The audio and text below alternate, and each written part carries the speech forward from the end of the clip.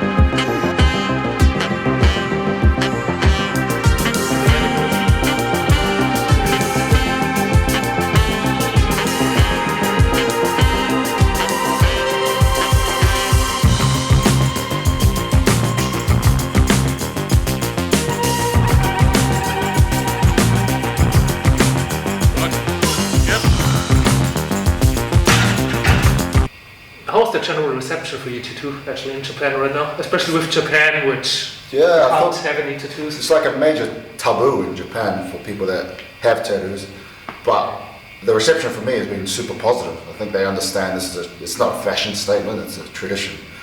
Like the culture. Yeah, and it's something new and unique. I think they were introduced to it 2019 Rugby World Cup. It's the first real time that, but no one had the facial moko. They all had arms and everything, but they were asked to cover up. So the whole All Black squad wore sleeves. Okay. But it's like, for us, it's in our country, you adhere by our customs. In your country, I have no problem abiding by your customs. So it's like a reciprocal respect there.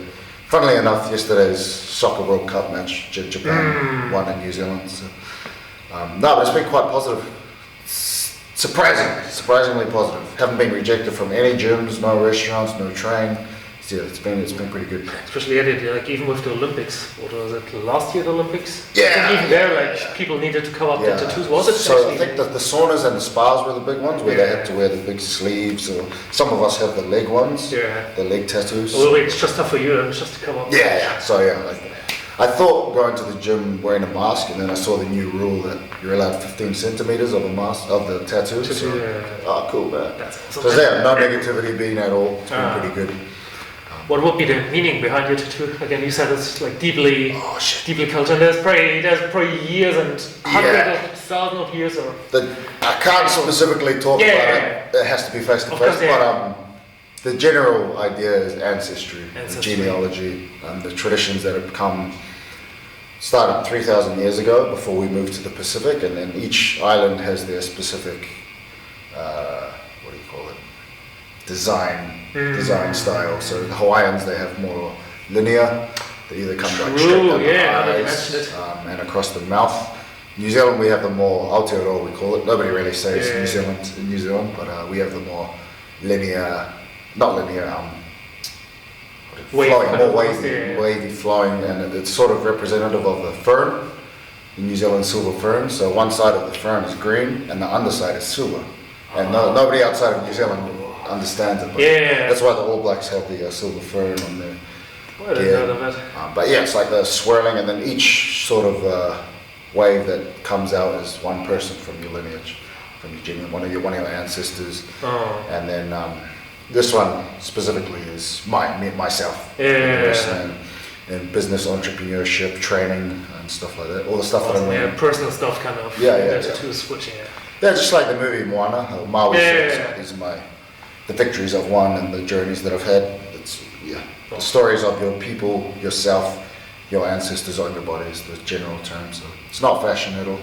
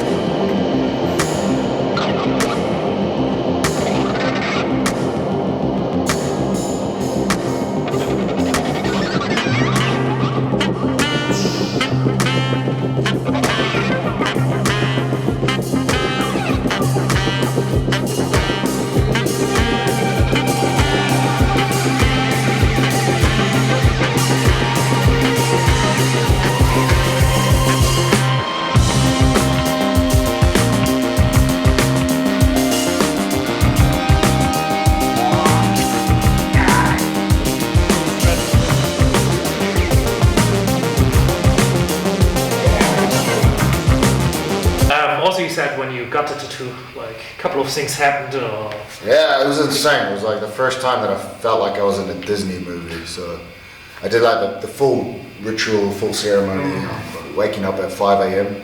And then I drove to my family land, and on our family land we have a maybe 40-hectare forest, and then in front of the forest is our beach, Okay. like our family beach that's been in our family for 1,000 years, since the first people that came to New Zealand. And then I walked down the forest, there are freaking rabbits running towards me, like it did like a Snow White, you know, when all the rabbits and the birds are flying around. Then I look up and there's a shooting star, and I'm like, holy shit, is this real? It felt like a dream, you know. Oh. And then I do all the beach and the cleansing ceremony. Then I go to the session, which is on a different beach, not my family's beach, but Close by. extended family's Okay. beach. And then the tattoo artist who would have been in the same family that did it 200 years ago starts doing it. We get the ritual all sorted, and then my mum looks out and she says, "Hey, I think there's a bunch of whales out there." Like, Which "No rarely whales. happens probably in the It's midwinter in New Yeah. Zealand. Midwinter, the whales wouldn't be here. They'd be further towards Australia. 4 whales out on the beach, and then we all look out like, holy crap, and then the TV camera gets it, and then the double rainbows as well. This it's not the meaning, but yeah, the shape of the rainbow is like, we call it tohu, which is like the signs, the omens, good omens. So it's like all of these things all happening at once. all at the same place. Fate. Disney movie, Pretty much. man. Yeah, and then we finish that, get back to the main city, Auckland, and people are like walking up to me, shaking my hands, buzzing, man. The last 2 months has been trippy as. Blurry. And so I was expecting the negativity here, but no, they just Nothing. keep running. and Awesome, man. That's great to Just, hear. yeah, felt like I'm on another level now.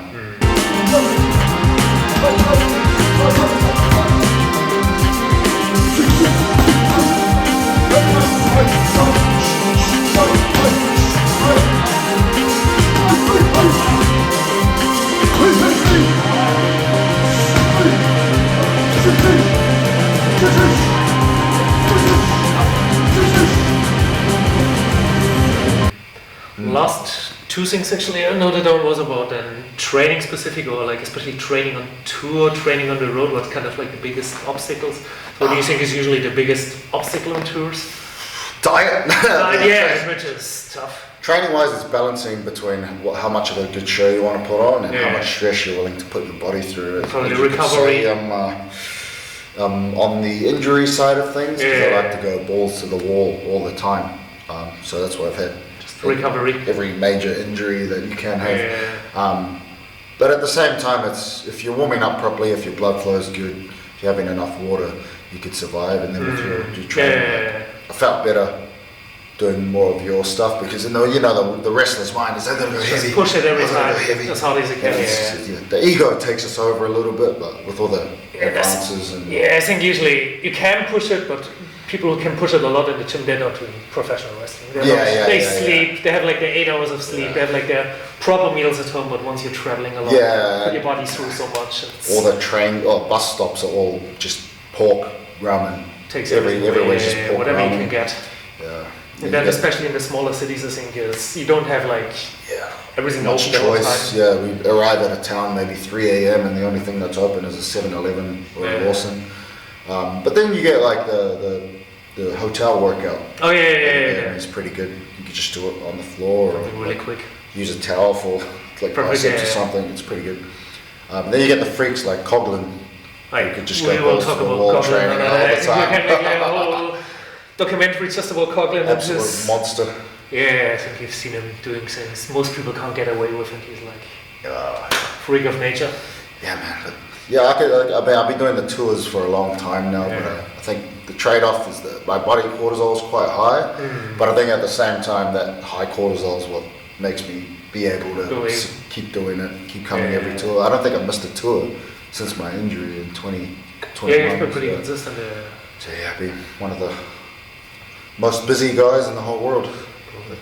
Just think, I've got to balance that, but thank you for the new training. Pleasure to have you. Yes.